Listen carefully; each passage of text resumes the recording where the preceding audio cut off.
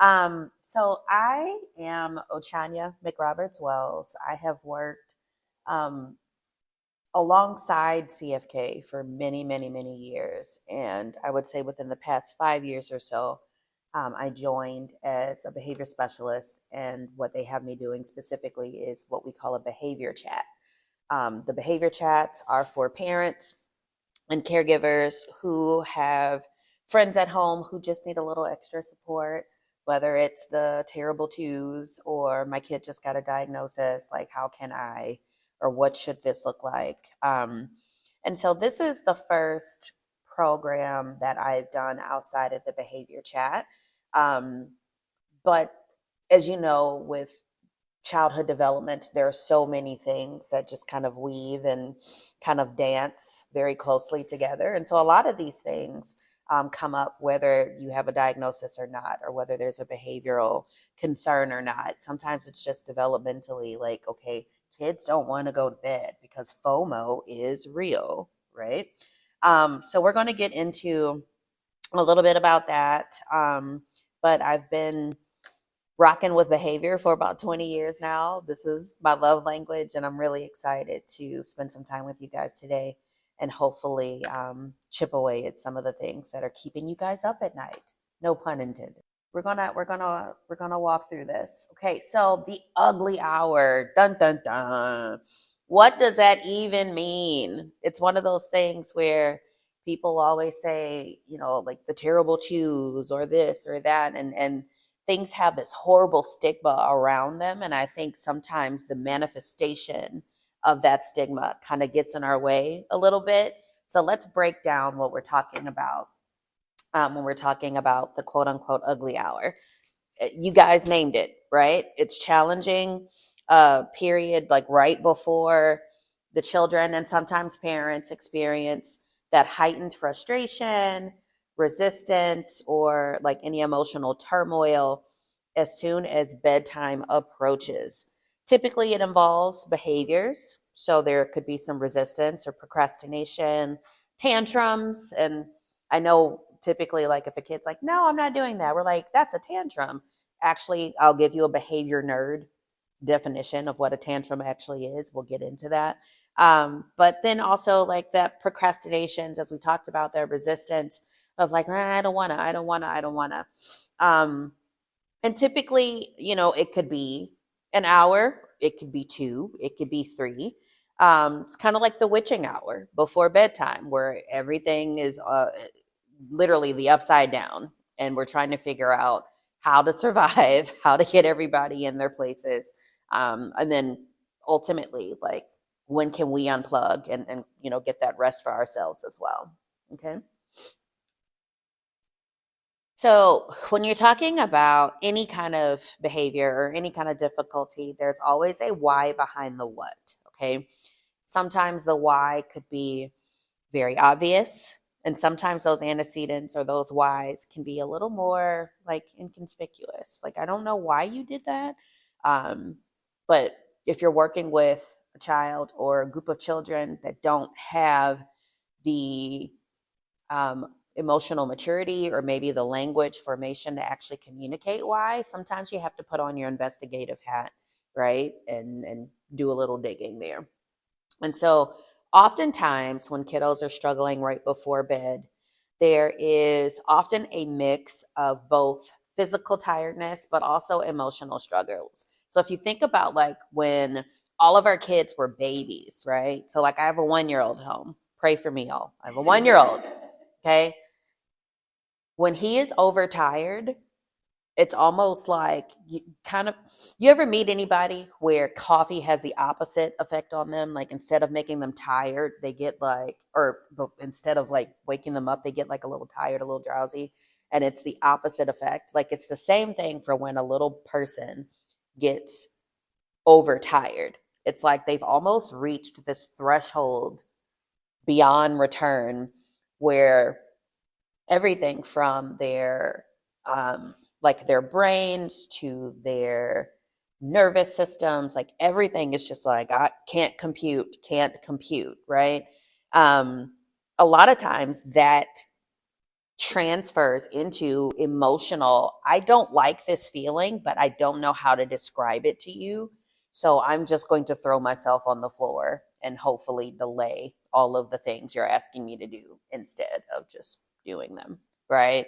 And so imagine what that feels like in a body that maybe doesn't have language, or that social emotional regulation isn't necessarily fully developed yet.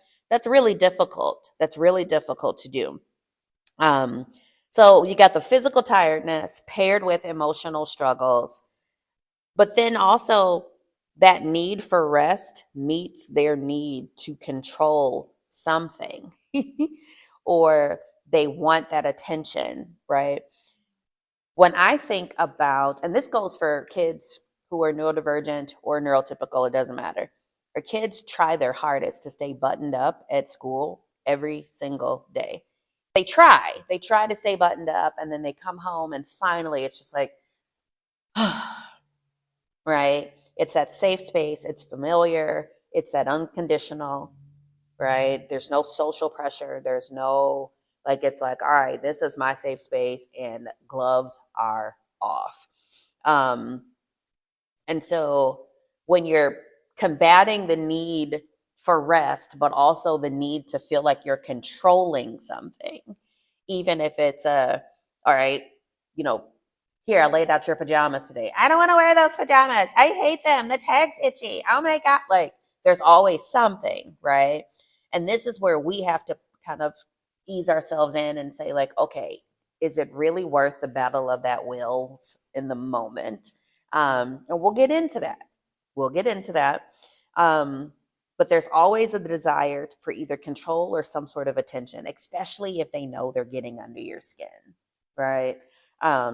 There's a little piece of where almost negative attention is better than what they perceive as none at all. Okay, stay with me, y'all. It's about to get real. Hold on. So all of these things we know can be exacerbated by inconsistent routines, overstimulation. Kelly, you mentioned that as a concern for our little muffin face. Unmet emotional needs during the day. There's so many variables that we don't have control over when they're not at home. And then we have, like, what, maybe 3 4 hours to establish some sense of normalcy and consistency, and hoping that they can just plug and play and everybody's all right.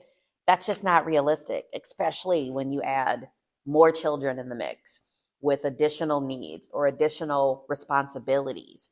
Maybe somebody has a sports practice. Maybe you had to work late, so you didn't get to cook. So now we're driving through for like, there's so many things, right?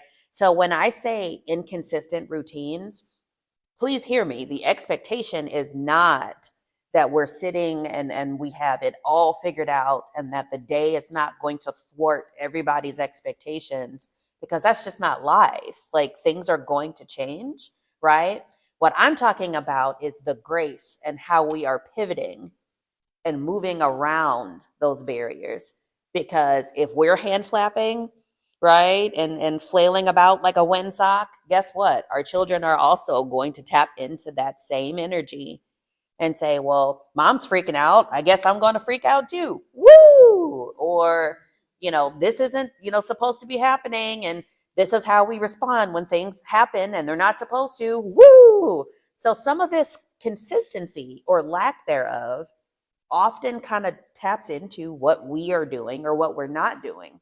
Okay. Now that's not a make wrong. I'm not saying it's easy, because it's not. But sometimes when we're thinking about shaping behavior and looking at establishing new routines, we have to take a hard look at our own routines and what that looks like for us and what we can modify that impacts everybody, right? So that overstimulation, I am guilty of this. I am a doom scroller. Like, I will lay there in bed talking about some, like, oh, like, I'm gonna listen to some calming music or one of my little weird ASMR videos. And the next thing you know, I'm on Instagram looking at all kinds of stuff. And there's the baby right next to me with his 2 fingers. Like, right? How is he supposed to decompress and unplug if we're both staring at a screen? for an hour, right? Um, so I think definitely overstimulation of any kind is not good, but particularly like even if your body's at rest, right? If your brain is still going, it's hard to really shut that down as you are preparing to call it a night, right? And then unmet emotional needs during the day. So they could be sitting there replaying something that happened at recess. They could literally be sitting there wishing they had done, this in art class instead of picking that activity instead. Like there's so many things that we don't know.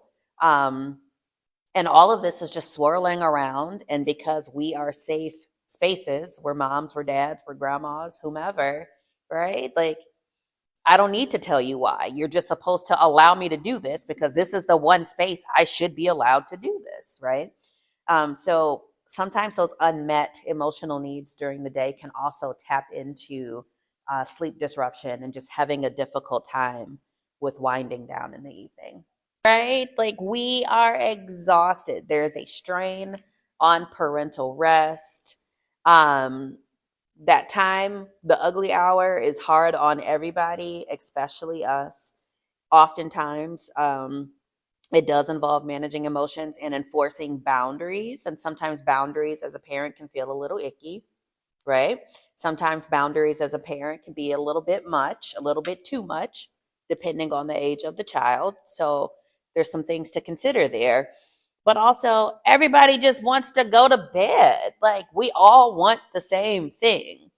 They want to be done with the day, and we want to be done with the day. So if we're playing on the same team, we should be able to meet somewhere in the middle. Yes. So what is really happening? What are they really trying to tell us?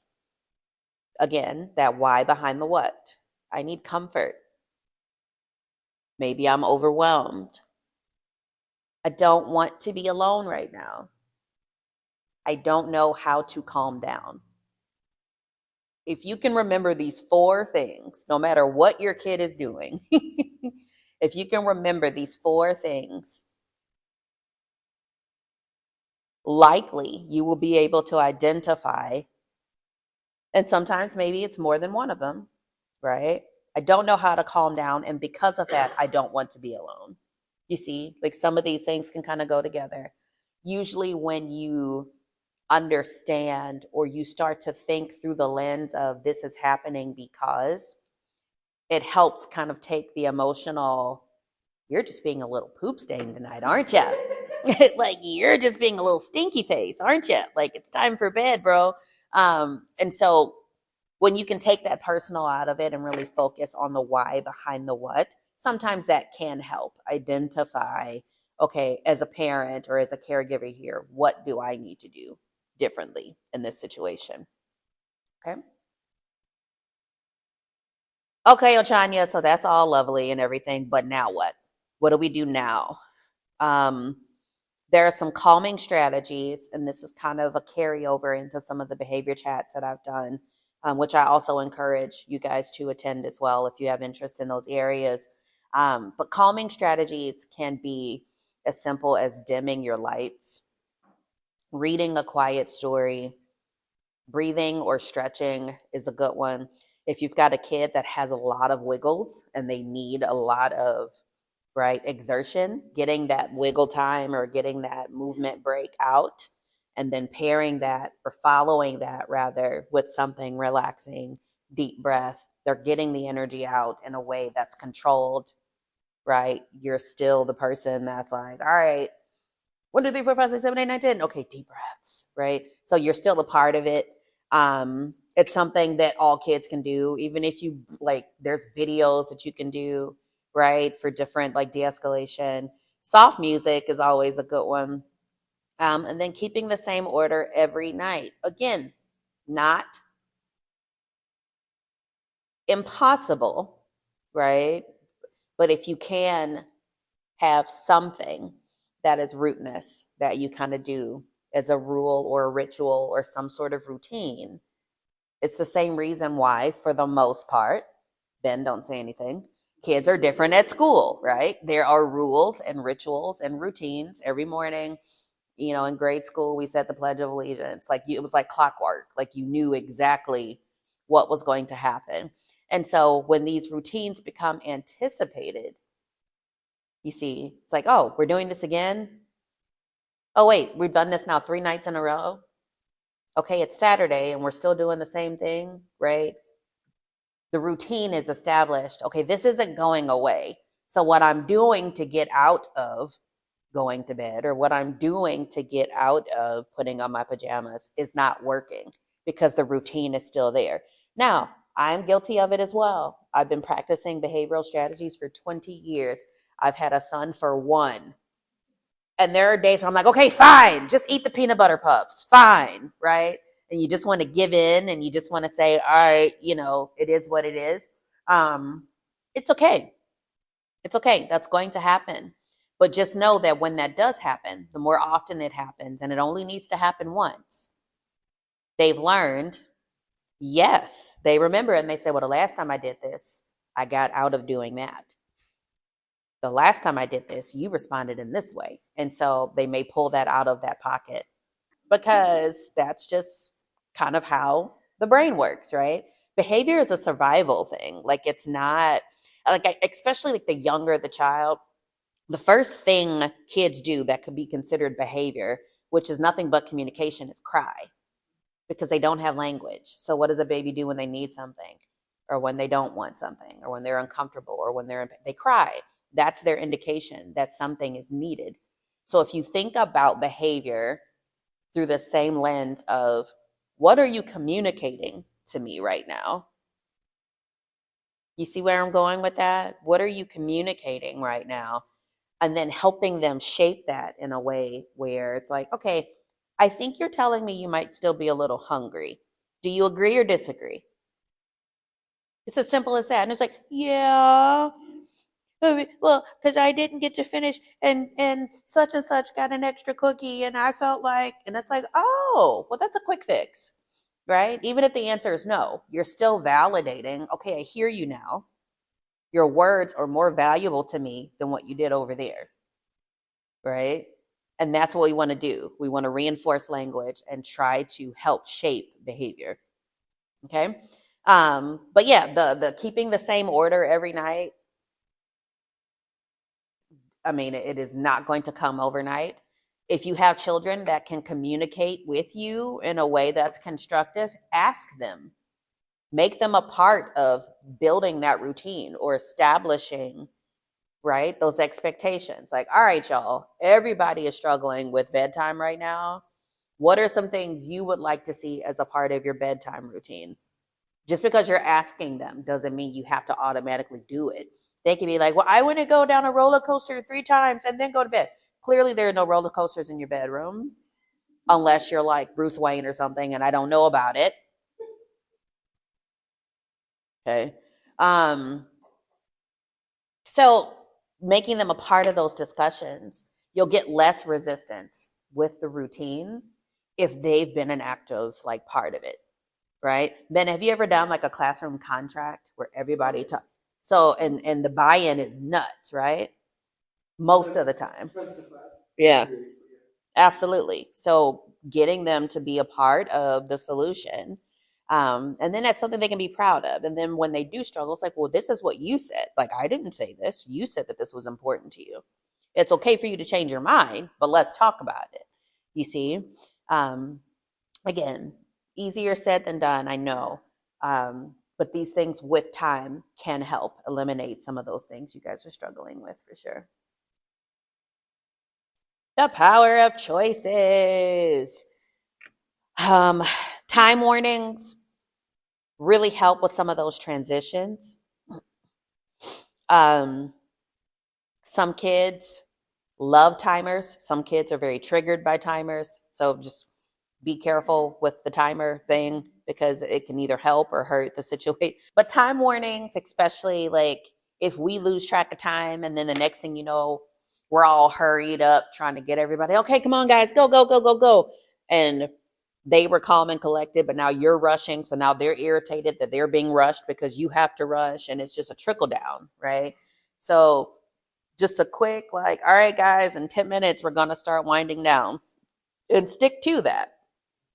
Stick to that. But then also those choices. I know we've talked about that loosely already. Um, whether it's go lay out your own, pajamas, or which shower do you want to use tonight? Do you want to use the one upstairs or downstairs? Like there's so many things that you can bake into choices to where you are giving that control. It's weighted control, but you're giving that control in a way where the autonomy is there, um, and you're still getting them to move through what you need them to move through. And you're going to feel a little crazy for a minute. You're going to feel like you're negotiating with a tiny terrorist. I promise you're not. We prefer choices. We appreciate choices in adulthood, right? We don't want to put our children in a situation where they feel like they have to demand what they need from us or take what they want from us. Like if we're making them a part of the discernment, you see, like you're setting that expectation early on. Hey, it's fine. You can have a preference. Like I would love for you to have a preference. And thank you for telling. And I'm not, this is not gentle parenting. This is not any of those things. This is literally looking at the autonomous little person who, in a lot of cases, is learning how to be an individual. And sometimes, as children are learning through those developments, right? Sometimes it looks a little maladaptive. It's up to us to help shape that. Like, you can have an opinion. You can't do all of those other things, but you can absolutely have an opinion, right? And sometimes that opinion is okay, shorts over long pajama pants tonight. Um, So, broader picture choices are definitely beneficial, specifically to the nighttime routine, right? Think about the things that they can do in any order. You don't care how they get it done, as long as they're doing it. And then just let them go and do that. And then let them show you what they're able to do. And what they're not able to do, then that's when you insert yourself and offer assistance. Okay. Um, I know we had talked also, I think it was on this side, down at the bottom, a bedtime chart with pictures can help. Some kids need those visual reminders. I don't care how you get it done. These are the things you need to do. Brush your teeth, put on your pajamas, put on your do-rag, whatever else you got to do in the evening time, right? And then, okay, meet me downstairs or meet me upstairs with your book, and then we'll finish the night that way. Sometimes we have a tendency to hover, you know, I told you to brush your teeth. And then the next thing you know, it's like, well, they're not brushing their teeth, but they are doing this, which is technically still something you need them to do. But we're so focused on the fact that we told them to brush their teeth that you lose the momentum. You get focused on the, well, I said. Um, and that's not good for anybody before bed. It's not good for you because now your blood pressure's off the chart. It's not good for them because they're getting, redirected or yelled at or fussed at or however so it's a lot. But try to bake in those choices as much as you possibly can. Filling their emotional cups. Sometimes you just have to pair bedtime with warm fuzzies. Even if you are like at your wit's end and you're like, go to bed. Um, that's not helpful. So quality time before bed, if possible. You can talk about their day. You can cuddle. You can rock. Play a calm game together. A full cup leaves less room for bigger emotions that aren't happy. And this doesn't, again, like it sounds rainbows and bunny tails. I know. But think about the saying in adulthood where, like, if you're married or if you have a significant other and you say, don't go to bed angry at each other, why do you think they say that? But no, you're absolutely right. You're absolutely right. So if adults, we store this energy, if we store this energy as adults and we understand what's happening, for those of us who get it, if we understand what's happening, why are our children any different? That's hard. It's really hard. And I think it, when we look at, okay, you're 18, now you're a young adult. And so now I will clip the wings and then the apron strings and all of the things. And it's like, yes, but no. Along the way, they still need that validation the same way. It just looks different. It just looks a little different. Okay. So fill those cups as much as you can. Cozy sleep environments. Again, some of y'all got multiple beds in a room, and oh, those 4-year-old twins. I can't blink twice if you're okay. If you need help over there, um, but try to make those environments as cozy as possible. So, are they comfortable? Soft blankets, favorite stuffies, anything of those nature. Night lights if necessary. Keeping the rooms cool and comfy, reduce noise and screens. That's hard, I know. Um, but sometimes, like a sound machine, I don't know if you guys are fans of those or not. Um, but you can bake all of the preparation for a cozy environment into your night routine as well. So, those are things to take into consideration. Oh boy. Try to stay calm even when they aren't. It is. It is very hard. Deep breaths for grown-ups too. Don't argue or raise voices. I have a saying, some of you actually no, I don't think any of you have heard this from me because you've never been to any of my talks before. I have a saying about not being required to attend every argument you're invited to.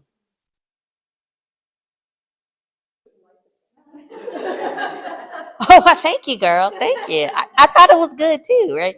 Um, but no, like you don't have to go to the pouty party just because you're invited, right? Especially from a child.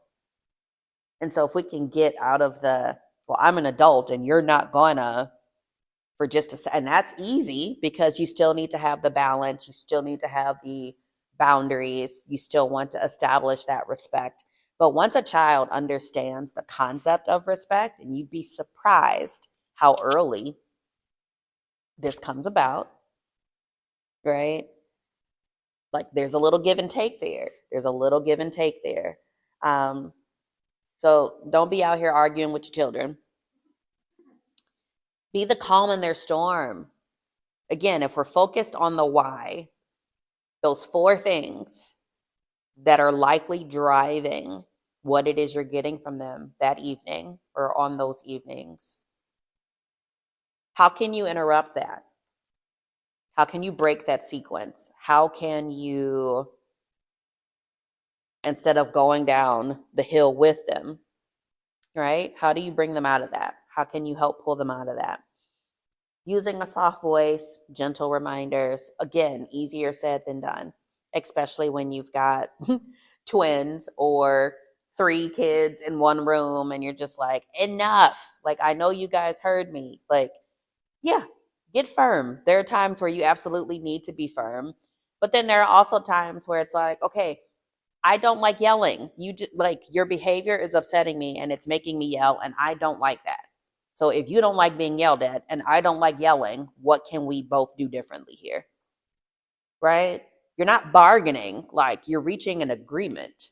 And I think we don't always think about that, when we're talking about children. Okay? Bonus tips. Calm down jars are always fun. So it could be something sensory like that. You can also have like strategies in a jar. Okay. And see and none of it's wrong, right? Because whatever helps in those moments, if it's a calming strategy, then that's what you go with. Visual bedtime schedules. Again, these are the things we need to get done. Go forth and prepare thyself for rest, tiny human, right? You can do that. Notes under the pillow. Notes under the pillow. Fill those cups, right? And again, you're like, when the heck do I have time to be writing notes? I got 6 kids galloping around my house, Ochanya. I don't have time to be. It doesn't have to be a Dear Jane letter. Like, it can just be like, you did this so wonderfully today, right? And get them excited about, okay, what's under my pillow? Okay, can't look under your pillow unless you're in bed. You see what I mean? You're welcome. You are so welcome. Like, I just feel like that's a thing, right? Especially like when you're like some kids, like they just feel like they can't do anything right and they're always make it something that they can look forward to. Everybody's always under those pillows because they think, that creepy fairy coming to snatch teeth from children. Yeah, that's a thing, right? Everybody loves going under their pillows for the tooth fairy. Like, make it a thing. Make it a thing. Um, Timer for transitions, again, use carefully.